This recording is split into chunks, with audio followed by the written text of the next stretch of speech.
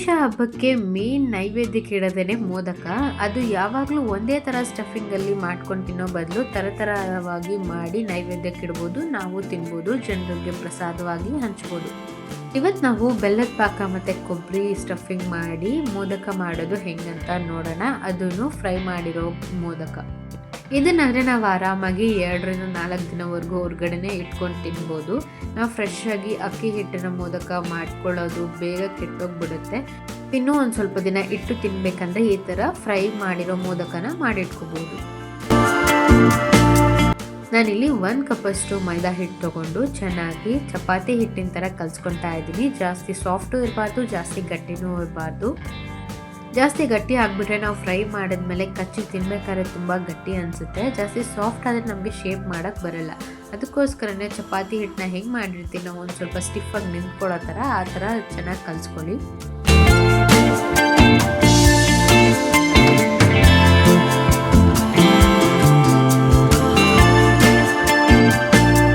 ಇವಾಗ ತೆಂಗಿನಕಾಯಿ ಹೊಡ್ಕೊಂಡು ಕೊಬ್ಬರಿಗಳನ್ನ ಚಿಕ್ಕ ಚಿಕ್ಕ ಪೀಸಸ್ ಆಗಿ ಮಾಡಿಕೊಂಡು ನಾನು ಮಿಕ್ಸಿ ಜಾರ್ಗೆ ಹಾಕ್ಕೊಂಡು ತರಿಯಾಗಿ ತುರ್ಕೊಂಡು ಬರ್ತಾ ಇದ್ದೀನಿ.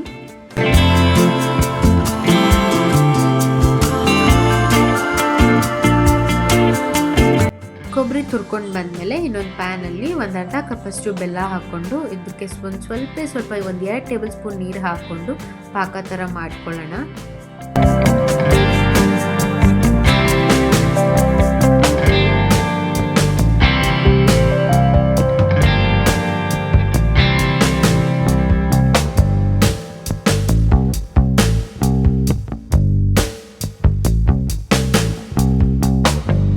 ಬೆಲ್ಲ ಎಲ್ಲ ಕರಗಿ ಗಟ್ಟಿ ಆಗ್ತಾ ಬರುತ್ತೆ. ಆವಾಗ ನಾವು ತುರಿದಿಟ್ಕೊಂಡಿರೋ ಕೊಬ್ಬರಿನ ಹಾಕ್ಕೊಂಡು ಮಿಕ್ಸ್ ಮಾಡ್ಕೊಳ್ಳೋಣ.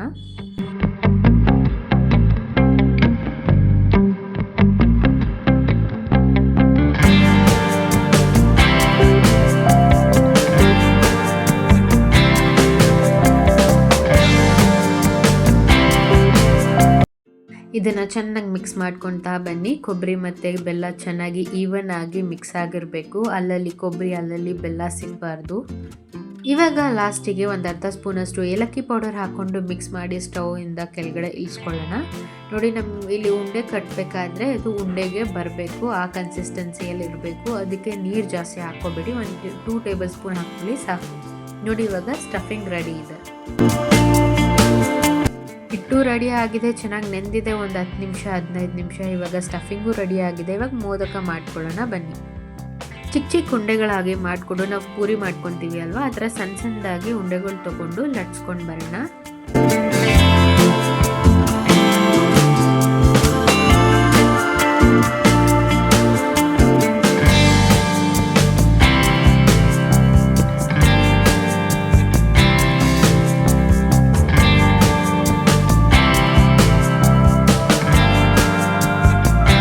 ಪೂರಿ ಥರ ಚಿಕ್ಕದಾಗಿ ಲಟ್ಸ್ಕೊಂಡು ಅಂಗೈಯಲ್ಲಿ ಇಟ್ಕೊಂಡು ಎಷ್ಟು ಬೇಕೋ ಅಷ್ಟು ಸ್ಟಫಿಂಗ್ ಹಾಕ್ಕೊಂಡು ಇಲ್ಲಿ ತೋರಿಸೋ ಥರ ಶೇಪ್ನ ಮಾಡಿಕೊಂಡ್ರೆ ನಮ್ಮ ಮೋದಕ ಶೇಪಿಂಗ್ ರೆಡಿ.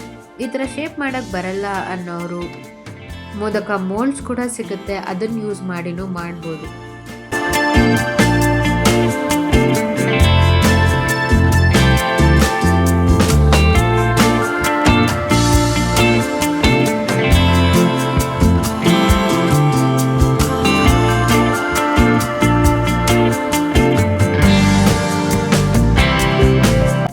ನೋಡಿದ್ರಲ್ವಾ ಕೈಯಲ್ಲೇ ಎಷ್ಟು ಕ್ಯೂಟ್ ಆಗಿ ಮೋದಕನ ರೆಡಿ ಮಾಡ್ಕೊಂಡ್ವಿ ಅಂತ. ಇದೇ ಥರ ಎಲ್ಲನೂ ರೆಡಿ ಮಾಡಿಕೊಂಡು ಫ್ರೈ ಮಾಡ್ಕೊಳ್ಳೋದೇ.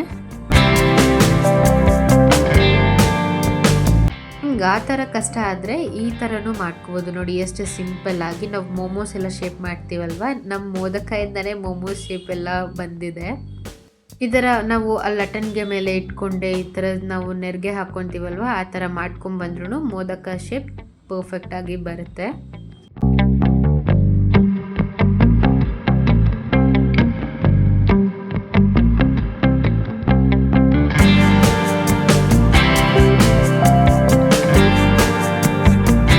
ನೋಡಿ, ಈ ಥರ ಮಾಡಿದ್ರೂ ಸೇಮ್ ಶೇಪ್ ಬರುತ್ತೆ.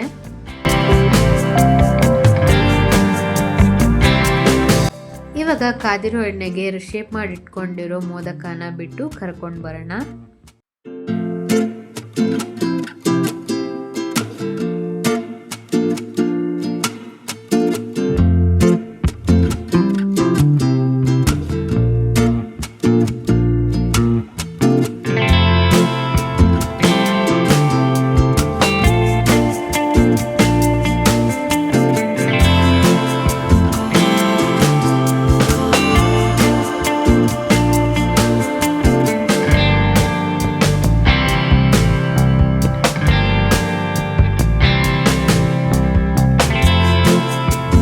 ಈ ಥರ ಗೋಲ್ಡನ್ ಬ್ರೌನ್ ಆಗೋವರೆಗೂ ಫ್ರೈ ಮಾಡಿಕೊಂಡು ತೆಗೆದಿಟ್ಕೊಂಡ್ರೆ ನಮ್ಮ ಮೋದಕ ರೆಡಿ. ಈ ರೀತಿ ಸ್ಟಫಿಂಗ್ ಮಾಡಿನೂ ಮೋದಕ ರೆಡಿ ಮಾಡ್ಕೊಳ್ಳಿ, ತುಂಬ ಟೇಸ್ಟಿಯಾಗಿರುತ್ತೆ. ಯಾವಾಗಲೂ ಒಂದೇ ಥರ ಇಲ್ಲದೆ ಬೋರಿಂಗ್ ಆಗುತ್ತಲ್ವ.